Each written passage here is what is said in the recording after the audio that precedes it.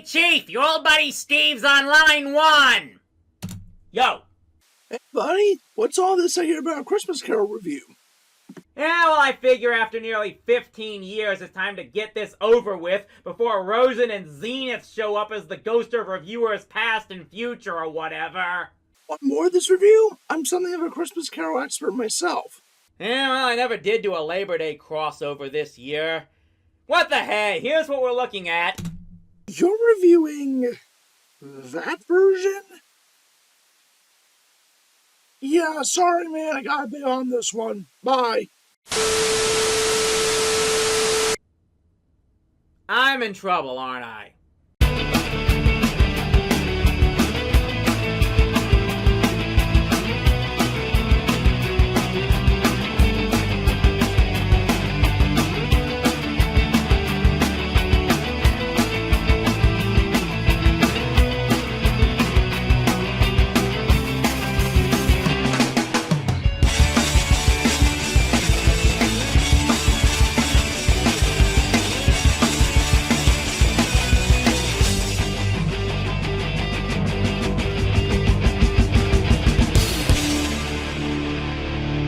Happy frickin' holidays from TV Trash, and yeah, you'd better have your eggnog on standby, because this is gonna leave you the least festive of all.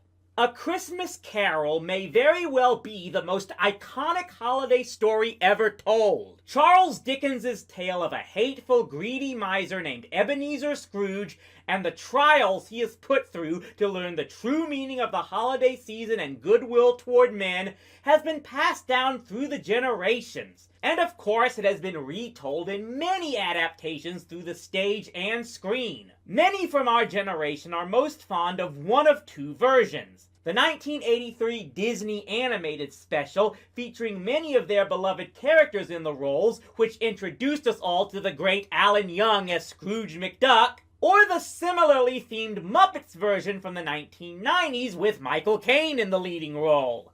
Heck, there's even a modernized 1980s version starring Bill Murray that's a dark horse favorite among some. With so many times the story has been told and retold, especially by us Yanks here in the States, how could someone make a version for the hometown crowd and F it up so badly? This version, produced with the aid of Tom Hardy and Ridley Scott, was made to be a 3-part miniseries that premiered on the BBC on December 22nd and 24th of 2019. Though it actually first aired as a single movie in America on the FX network on December 19th, which is likely how Disney Plus actually got the rights to stream it. Fair warning to all here, this may be the darkest and most graphic production I've ever reviewed on my show, so I definitely expect to have to put up an edited version on YouTube, and I doubt even trying to upload to Vimeo will be worth the trouble. There will, of course, be an unedited and maybe uncensored version that I will make available on rowdyc.com, so as usual, I highly recommend you go there for the full version. With that out of the way, let's get into the 2019 BBC version of A Christmas Carol.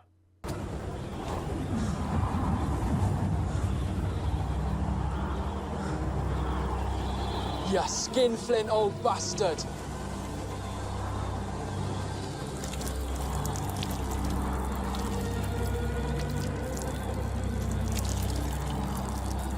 Out!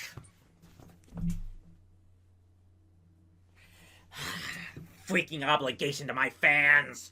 Yes! This is how it begins! Some unknown random punk ass pissing on Jacob Marley's grave. And then we get to see it dripping onto Jacob's corpse, and this somehow revives him!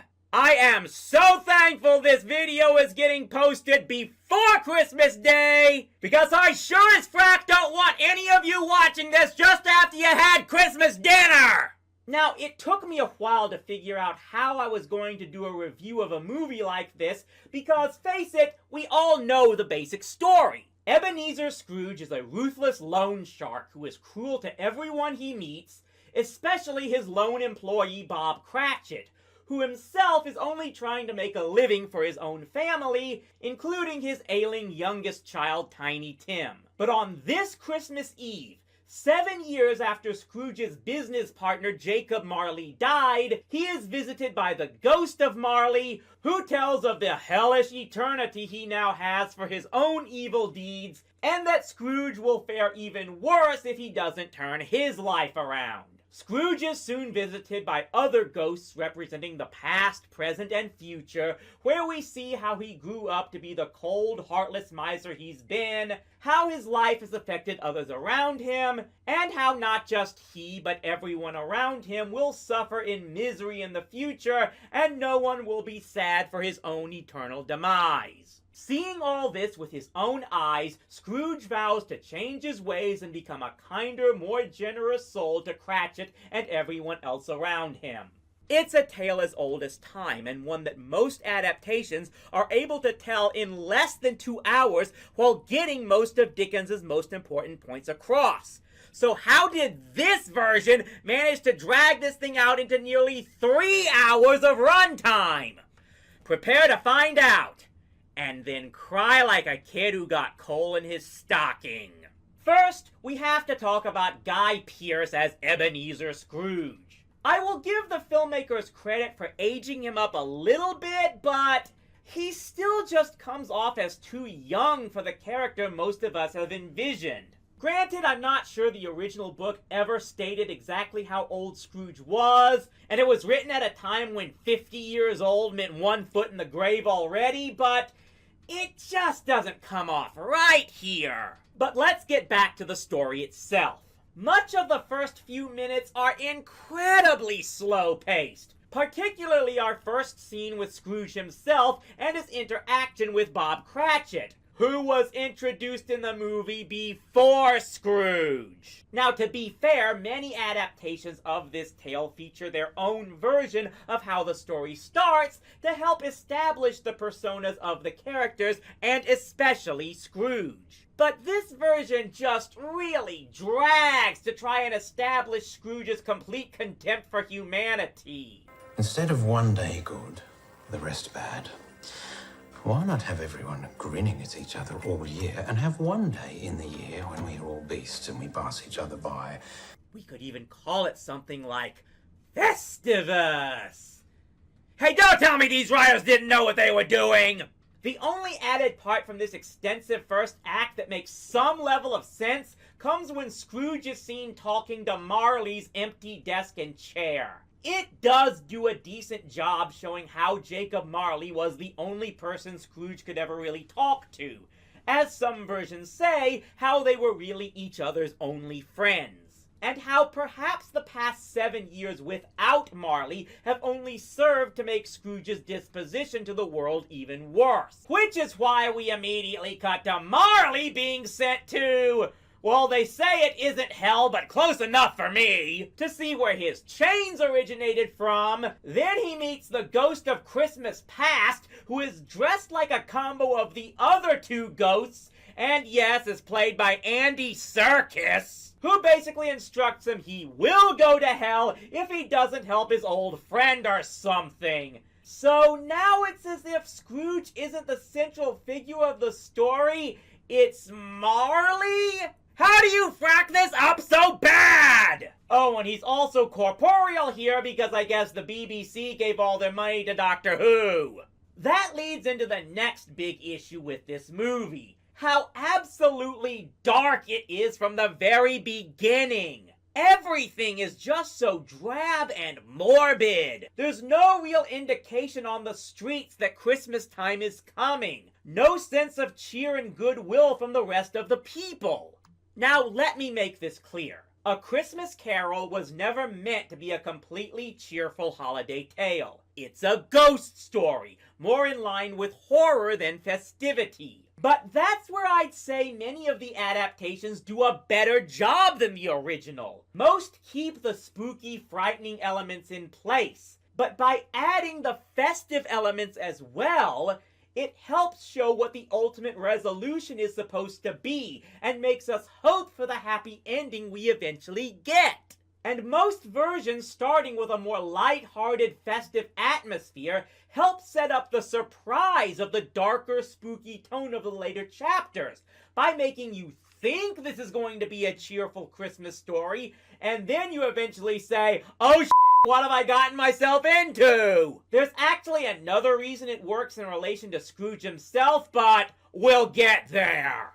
And what's worse is the movie isn't just darker than most other versions. It also goes into what you know is one of my biggest pet peeves. It has to be edgy. This movie is like if the Weinsteins made it if they weren't currently rotting in prison. Profanity, nudity, extreme violence. You name it, it's in here. And for what? What purpose does any of it add to the story? Again, I get that A Christmas Carol is not all rainbows and cheer. Heck, one of the most traumatizing moments for me in film, still to this day, is from the Disney cartoon where Scrooge is fighting to avoid falling into his own coffin that is literally spewing out the fires of hell while Pete looks over him laughing like he's actually Satan! I've said this before, I am not a prude. Some stories, some movies need adult themes. You could never make even a PG-13 Deadpool movie and make it work like it should. But Deadpool is not Dickens. And when there have been adaptations of multiple Dickens stories, especially A Christmas Carol, it makes your idea to make yours TVMA look like the type who thought pro wrestling was better when they had models stripping in the ring! What? He ain't wrong! However, as bad as all that is, there is still one element of the movie that makes it look like the writers and producers might as well have been the ones pissing on Charles Dickens' grave. They completely frack up everything about Scrooge and how he redeems himself! Ebenezer Scrooge may be the ultimate villain protagonist. He starts off as someone you're not supposed to like. Someone who is bitter, cold, disdainful of the world, and who makes you want to get as far away from him as possible and only talk about him behind his back. He is the outlier who needs to be shown the error of his ways in order to save his own self and those around him in need. But this movie tries to go in that direction that has just been way overused in too many films today. Create the sympathetic villain. Almost from the start, this movie makes Scrooge look like he's right in having disdain for the people outside, especially when many of them try to directly antagonize him. You know what it reminds me of? Jim Carrey's portrayal as the Grinch. Yes, I know a lot of people like that movie, but it still completely destroyed the message that Dr. Seuss's original story told. It made it look like the Grinch was justified in hating Christmas and the Who's, and that his attempt to steal Christmas was necessary to make the Who's discover the meaning of Christmas, not the Grinch. Furthermore, they completely botched Scrooge's reaction to meeting Marley and the spirits. In all other versions, he's outright terrified of them, and his statements that he doesn't believe them to be real come off more as trying to convince himself of that even as they stand before him. Here, Scrooge does come off as fearful when the ghost of Christmas past first appears in the form of his abusive father, but then when he shows his true form, Scrooge becomes defiant and almost brave in standing up to someone who just tried to bully him. And that just makes the audience respect him more, especially after they add in another plot point that he was molested by his school headmaster. The original story did show how Scrooge grew up to be selfish and uncaring. His father was cold toward him because his mother died in childbirth, but the father eventually changed his ways. His sister did die giving birth to his nephew Fred, but that was his chance to be better than his father, and he failed to be. His fiancée Belle left him, but because of his growing greed. All of these were tribulations most people deal with in their lives and one most people overcome. Saying he was physically and sexually abused by his elders his whole life only makes viewers believe he had every right to become cold and dismissive of others. And it's almost like by the second part, the creators realized, oh crap, we made this guy too likable. So what could they possibly do to remind people that he's meant to be despicable? They add in another subplot where Cratchit's wife took out a loan from Scrooge to pay for Tiny Tim's surgery on the condition she come to his place and strip for him, making us think he's about to rape her. But he steps back and reveals it was all a game to prove she would compromise her morals for her child, proving she has no morals. What in the name of the Kobayashi Maru were you thinking? Some power of justice will grab you by the throat and drag you to a true, bright mirror that you might see the truth. I am a woman. And I have the power to summon such spirits. Wait. Is that supposed to mean... Nah, they wouldn't go there. And yeah, this meant that Tiny Tim is never shown to eventually die of his illness in this version. Instead, he freezes to death from falling into the frozen river, just as Cratchit had quit working for Scrooge because he actually found a better job. Because this version just wants to take that extra little step to drive a knife into you and twist it and twist it and twist it and twist it! This all leads to this bullcrap ending where Scrooge refuses forgiveness in exchange for the chance to save Tiny Tim's life, which he does, and then he accepts Cratchit's resignation with a huge severance package before shutting down his business altogether. But of course, Mrs. Cratchit refuses to forgive him for what he did to her, and then it's revealed that she sent the spirits to him all along! No, I'm not even pulling the Get Smart clip because that makes the absolute least amount of sense at all! Yes, the movie actually says the three spirits didn't actually come to Scrooge of their own volition. They were under orders from Cratchit's wife in a mission of vengeance! There isn't a bah humbug in this world big enough to sum out how much this movie sucks! It just gets every single thing wrong from beginning to end! A Christmas Carol is supposed to be all about redemption. It's how even the most miserable of us all can find the good in people and ourselves if we look hard enough. And that if someone is willing to change their ways, we should be accepting of them. This movie seems like it wants to spit on all that. That it wants to tell us there are some things that cannot be completely forgiven. And that one single act of change cannot completely redeem someone. Maybe that comes off as more realistic to some, but it's not what people want to see with A Christmas Carol. You want to make a story like that? Make your own story! Put it on the Hallmark Network if you even want to! But freaking leave Charles Dickens alone! The man himself had enough problems just from having to deal with Hans Christian Andersen going all what about Bob on him! Thanks a lot, Steve! It's not like I was having that merry of a holiday season anyway! Well, I'm sorry, but can you blame me? You saw how dark that version was. There's no way I could have covered that with you. Especially not for the month that's been going on right now. Look, can I at least be redeemed by recommending a good Christmas Carol version that you could almost basically argue is the antithesis of this one? I recommend Spirited. That one actually is really good and actually tackles the idea of redemption and whether or not it sticks in a far more honest manner. What about that one? Another time, maybe. In the meantime, I think I need to keep tying up loose ends. There's a lot of stuff out there I should have revealed a long time ago, and I'm not getting any younger, so I need to take care of it. Like what? What you got in mind, buddy? Joy to the